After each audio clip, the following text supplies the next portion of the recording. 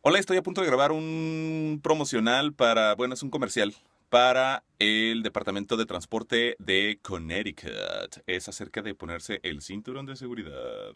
Este trabajo me llegó vía Voice 123, el cual yo le recomiendo pues a todos los locutores que deseen ampliar sus posibilidades, crecer como locutores y sobre todo tomar retos que los hagan crecer como locutores y ser un poco más versátiles y pues sobre todo ganar buen dinerito.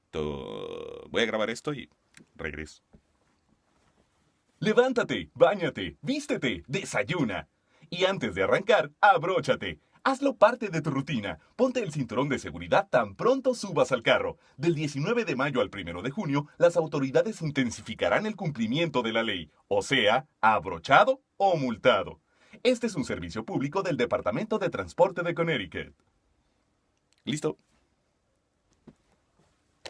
Ay, ¿cómo se apaga esto?